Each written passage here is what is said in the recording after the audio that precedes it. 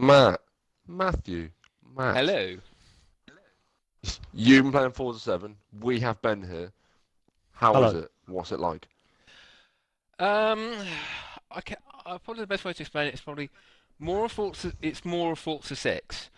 So Right. basically, like more cars, more tracks. Handling's kind of the same. So if you're a fan of the series, it's literally like, oh, played it. I kind of played this before, but it's made plenty of changes behind the scenes. For example, Mm.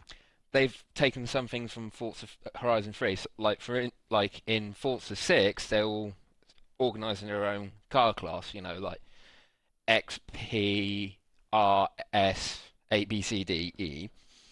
But now they've Yeah. gone a bit further in with like car class. So you got your hot hatches, your Le Mans prototypes, Formula One car, classic prototypes, and so on and so on.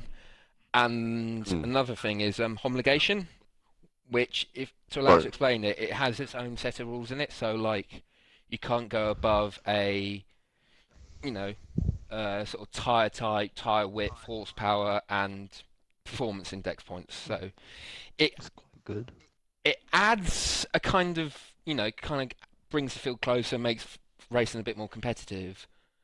But you're still able to, I don't know, take a Peugeot 206 and put a V8 in it and put a million horsepower in it and make it totally undrivable. Ben, I'm thinking of you here. Yeah, so Thank God. That game was just gonna drag on, and then thank God you threw that one in there. I'm glad that that's all in it then. I'm glad you can still have a little bit of that Horizon style silliness into a Yeah, proper kind of racing game and that.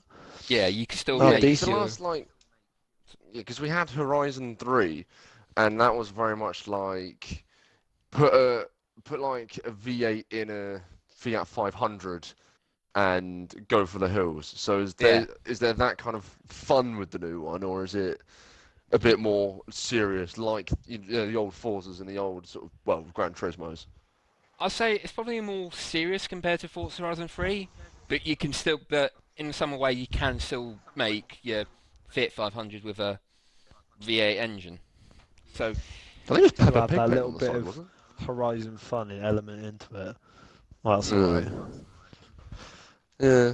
I mean, Well, another thing I would like to comment no, is go on. the career mode is a hell of a lot better because I think like if you played previous Forza from this generation, it was complete a set of races. Oh wait, you're done, and it just kind of got It was, really yeah.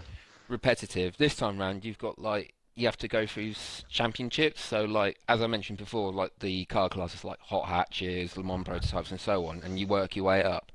The weird thing is, though, it's quite mixed up for how I interpret it. So, like, in the starter championship, you have the choice of hot hatches, okay, classic muscle cars, okay, and then it goes really weird, like the birth of supercars. So that's your McLaren F1s, Ferrari F40s, and all that, and 1960s Grand Prix cars. I don't get that Right. bit. So is there like a bit of a kind of like a story behind each class? Because I do remember 6, where it was very much a case of, right, here are all the championships you need to do. Here are all the endurance races you need to do. I'm going to be over here. Let me know when you're finished. It is still kind of like that. There's no like definitive story behind it. It's kind of still in some way more similar to 6 in that aspect, but it's a bit more like you're working towards something rather than just complete races. Right. Makes sense. Well, what are the, because obviously more recently there's been kind of this thing in the, I want to say news, but it's not really, about the whole sort of loot box system on Forza. Is it as bad as when we first thought? Like, before it actually came out? Well, because this is actually was it loot box system was kind of in Forza 6, but it was basically the It loot was in the boxes. background, as I remember. It was in the background. Basically, it didn't really matter as much because literally all it was for example, performance stuff that you can only do in single player. So like Mm. like more engine power, better grip, brakes, all that, more money, or Mm. challenges like turn off traction control or racing cockpit view, and that's fine. It only affected the single player, so multiplayer was untouched in that. So it was totally fine. This time around, they've kind of I don't. They've kind of really gone a bit more the other way. With kind of like they've now started putting in cars, the customizer driver thing, which is kind of cool. But I don't really think it needed to be a kind of loot box system. Yeah, it just kind of seems to like slapping it where they can and if they can. Yeah. I mean, Mm. the only good thing about this loot box system is that it's only paid with in-game currency, which isn't bad in kind because it's not costing actual money. Because I mean, who the fuck buys microtransactions for actual Well, money? it don't. I was gonna say, don't you have to? I mean, there is a. I mean, you can do it completely in game, but that Yeah, will take 4 or 5 times as long. When you can easily just put out some real money to get some fake money to then There's yeah, have always these an loot option boxes. to bypass it.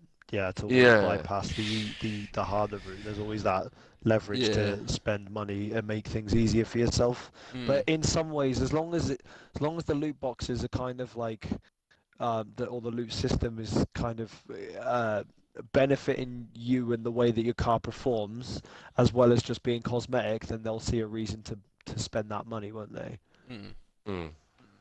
Uh, Yeah. I mean, another thing I'd like to mention, like, as probably you might know about the VIP membership thing that completely went Yeah. tits up.